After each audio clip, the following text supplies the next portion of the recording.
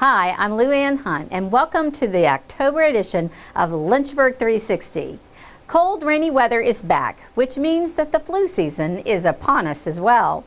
Getting a flu shot seems like a no-brainer, but in case you had some questions about whether you or your family should be vaccinated this season, our friends at the Lynchburg Health Department have all of the answers. For the last 8 years, we have run a flu miss campaign where we go into the school systems, all the schools in the district, and we offer a live vaccine called Flu Miss to children from pre-K through grade 12. And it's a program that's very simple. We just send a consent form home to the parents. They send it back signed, and we go into the schools with 11 nurses who cross the district, and they give vaccine to the children. It's a real effective way because it's a time saver. Doing it this way prevents the parents from losing time from work to have to go to the doctor's office and sit and wait in a waiting room for hours just to get a flu shot. This program is also set up so that it's free to children who don't have insurance, to children who are underinsured as well, and it's also available to children who do have insurance. So either way, those children have access to the program.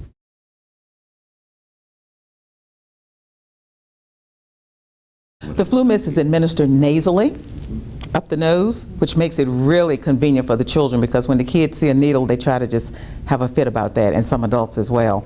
But this is administered up the nose, 2 shots up the nose, a puff, a shot, and a shot. So it's really easy for us to go and do the kids.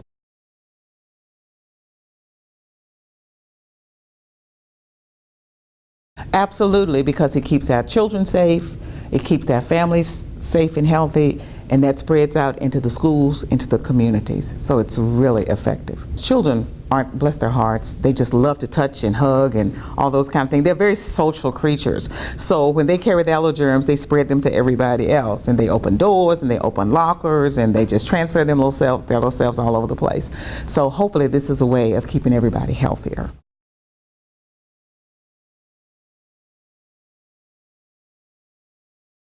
The CDC recommends that 6 months and older get the flu vaccine every year, and we follow the CDC recommendation. So everyone really 6 months and older should get a flu vaccine.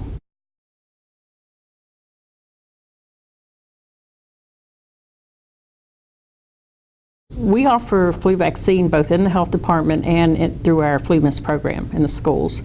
And it is, I think, $30 per vaccine, and we bill insurances.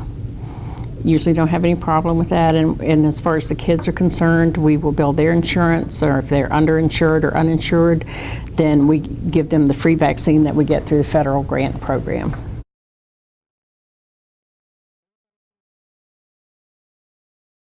It's important for a couple of reasons. One, it helps keep the children healthy, keeps adults healthy, and kids seem to get not quite as sick with the flu as adults do, but your elderly and your older adults definitely get more ill with the flu, so it's a protection.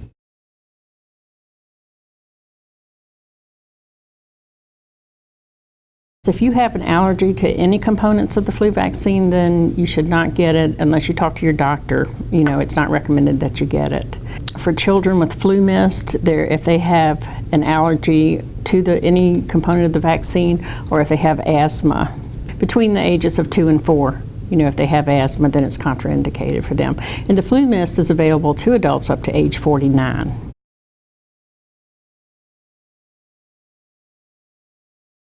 That is the biggest misconception, and we get that question all the time, or, you know, I'll offer a flu shot or a flu vaccine, so I don't take it, it made me sick once.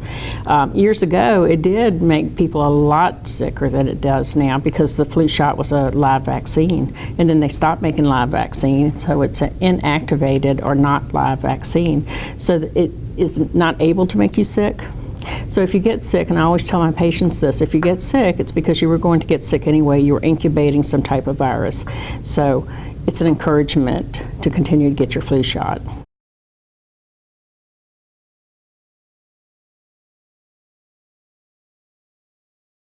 to keep it from getting lost in all those other papers that parents have coming home from the child, we have a very cute flu season ahead bug. And if I can get a little close-up on this bug will be on our form going home to parents. So parents, when you see our flu season ahead bug, make sure that you sign and return this important form.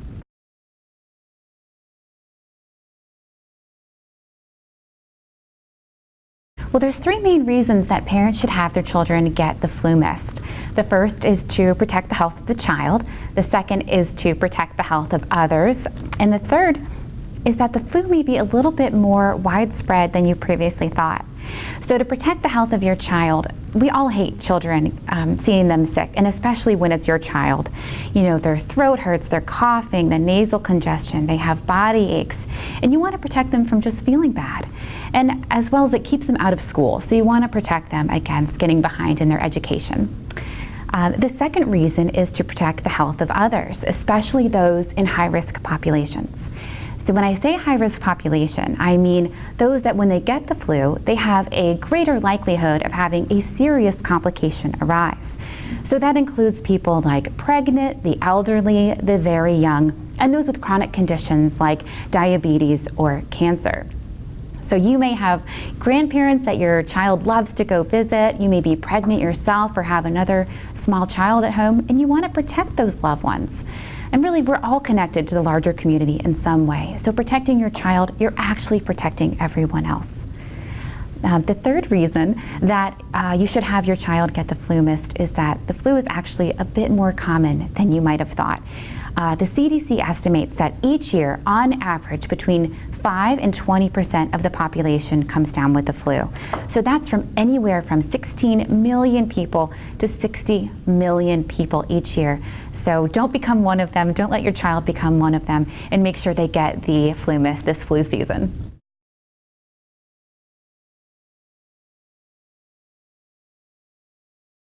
We're here at the new location of the health department. We're located at 307 Allegheny Avenue. It's in the lower level of the Plaza Shopping Center, so come visit us anytime. The new location has been absolutely wonderful. We are better able to serve the public. We have new and improved clinic facilities. We have expanded waiting rooms, a large parking lot. So really, by moving to this new location, we're able to all do our jobs a little bit better.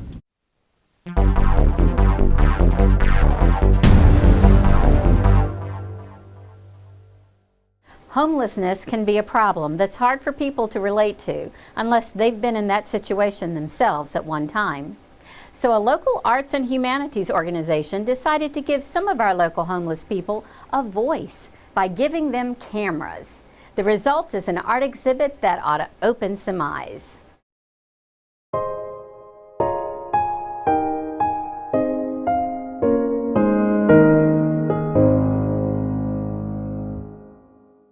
We in the Arts Council saw an article in the spring about a similar show that was done in Paris. Homeless people in Paris were given cameras and asked to photograph their world, and then the photos were blown up and shown in City Hall in Paris. And we thought, what a great idea, and we should do the same thing in Lynchburg. And then as we got underway and working with Miriam's house, so we discovered several other cities had done this as well. So they approached us and asked if we wanted to participate, if our residents and our clients wanted to participate. And so we brought it to them and asked the women if that was something they were interested in. And they were, the majority of them were highly interested. They thought it was sort of flattering to have a broader interest in their experiences. We shared that, really it's about their experiences and sort of their sort of response to Lynchburg or to maybe their situation. And so we didn't want to guide it too much because certainly we didn't want to sort of pick the photographs for them. But I think we were really surprised by how much insight a lot of them had and sort of the beauty of their experiences.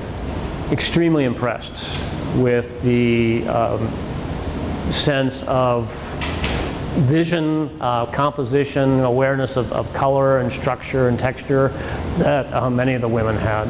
These weren't just people grabbing snapshots of of momentary fleeting impressions, but they really spent time thinking about what they were showing, and they're lovely photos. There are scenes that you might expect to see of encounters with some of the institutions, like inside of a bus, outside of a food bank, but there are also things that you wouldn't quite expect to see. There's a wonderful photo taken of a very nice restaurant on Main Street, taken through the window, and the woman who took the shot said that she knew that she would never be able to eat in a restaurant like this, but she liked the image of the tablecloths and the table sets with the city reflected in the glass behind it. And we shared that information with the restaurant, and they actually said they wanted to treat that woman to a meal, so that really had a nice outcome. You know, I think a lot of them represent some of the challenges that the women face. You know, a lot of it is focused on food, employment, transportation, the judicial system, you know, things that are a big part of their lives as they're just trying to survive and trying to get out of homelessness. So I think that really struck me. I think everyone will come from a different perspective and understand it a little bit differently. I had the privilege of meeting with a lot of the residents and talking with them about the photographs and gaining insight into what they were thinking or what the experience meant to them. But it'll be interesting to see sort of what others that maybe didn't have that, how they respond to the photographs. An increased awareness is what we hope the public gets of the existence of homelessness in Lynchburg and how homeless individuals are individuals. They each have their own life histories, they each have a story, and becoming aware of what they're going through and how we can become involved, hopefully, would be terrific, as well as just adding a new sense of art for how we interpret our world. I think it's a very valuable perspective. You would not see, I think, even there are many wonderful photographers in Lynchburg, and they have regular shows. The Blue Ridge Photographic Art Society is terrific, but the images that are on display in this are of very sort of humdrum day-to-day scenes you would see any place, any time during the week in Lynchburg, but captured in a way that really grabs your attention. You know, I think for the majority of them, it's incredibly validating to know that the broader community cares about their perspective and cares about their experiences and wants to understand their perspective more. That's validating for any of us to know that others want to understand us, and so I think that was powerful for them. Anything like this really increases our empathy for groups that maybe are different than us. And so the majority of Lynchburg is not homeless, and so I think it's really difficult to understand the struggles and the experiences of those experiencing homelessness. And so this really gives an opportunity just to increase the empathy and to increase the understanding of our community.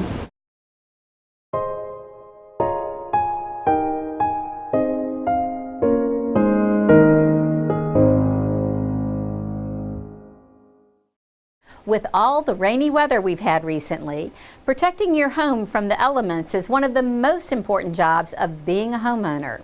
Dana Horn from the city's inspection department shows us what can happen if you let those little maintenance problems begin to slide. Hello Lynchburg. My name is Dana Horn. I'm with Lynchburg City Community Development Inspections Department. I'm the rental administrator for the city, here to do another education series, the second half of the water prevention series. Now, I wanted to just also mention to you the last time we did a series on the interior water damage. Now today we're going to do the exterior. And we also have a rental website. If you go to lynchburgva.gov/rental-program, you're going to find this presentation that I'm holding up here online, and take a look at that. That's going to give you a step-by-step, informational on actually what we've been talking about. Okay, today we're on site again at a location that has exterior water damage. We want to just give an illustration on what you can do to help prevent that, but I want to show you some of the results of not reporting water damage and not being aware of how corrosive water can be to a structure. So we're going to get started and we're going to show you different things, and talk about what's been going on here. Okay, the first thing I want to show you on a nice cloudy day is a section of this property that had at one point termite damage. I'm not a pest control person, but these are indicators right here when you see the mud entrails of that there was at one point a problem with termites. I'm going to show you a contrast between this type of wood with termite or pest damage and another type of damage with just water damage.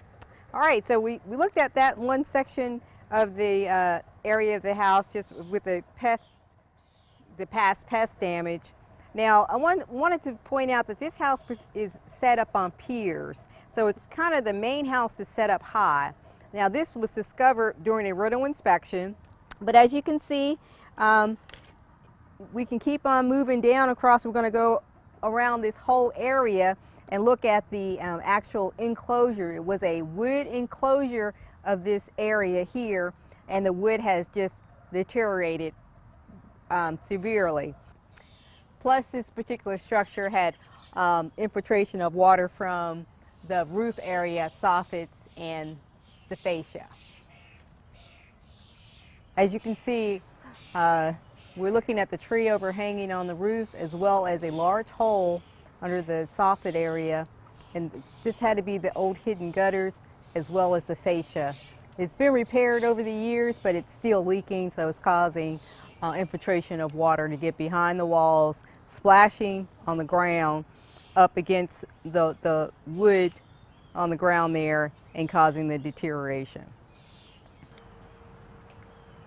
As you recall, at the beginning we talked about the pest infiltration, and this is a contrast of where the wood has just been eroded and deteriorated just from the water, and there's no actual visible signs of entrails. Now we're on another part of the house in the back, and we're just going to span some more deterioration that we're looking at. As you can see here on this corner, this is a corner support pier, and you can see that this is the pieces of the rock and cement that is being eroded. There's actually a crack right in here, and it's just falling apart, and the wood is just completely structurally deteriorated. Over the years, I guess whoever owned the property prior to this person had actually tried to make some repairs and had added some cement and block, some older. So you can see this wood here is actually knotted. So this is a pretty old piece of wood, but it's been deteriorated over time and weather beaten. So just want to let you see that. So this particular unit's water damage is actually caused due to the rainwater, the trees being grown over top of the roof, creating moisture, as well as the backsplashing of rain. Now we're going to come on the inside, and we're going to see what it looks like from inside, what the water damage looks like. Looks a little bit different. We have an area here, as you can see, what has happened to the wood over the years. And also somebody decided to vent a dryer to this area, so it looks kind of even worse. And you can see the holes, the light coming in from outside.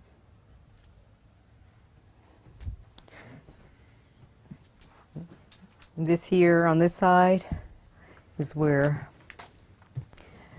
that little footer was that we were talking about. And you can see the moisture, see the contrast of the dirt when it's wet here and when it's dry there, so water has been coming in just even from today. Yeah. And as you can see from here, from the inside, look at that, how it's just deteriorated. It looks like paper. Look at that. Just coming right on apart. And you can see the dirt right here. A little footer here, but it's not enough to protect the foundation. There may be several methods to fix or abate the damage to this foundation water problem. However, this owner's solution was to apply bonding cement to the deteriorating brick piers, remove all rotted wood, and apply a metal sheeting to the foundation side to reduce water infiltration in the future. Thank you for watching the second half of our Property Maintenance Public Education series on water damage prevention.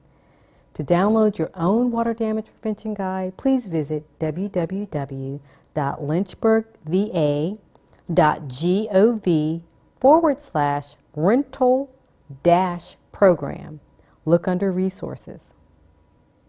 This is Dana Horn, your Rental Program Administrator and Inspector for Lynchburg's Community Development Inspections Division. Please contact me if you need assistance with unsafe living conditions at 434-455-3922, or if you need to call anonymously, dial 856-CITY. Till next time, please continue to stay safe and keep Lynchburg a great place to live.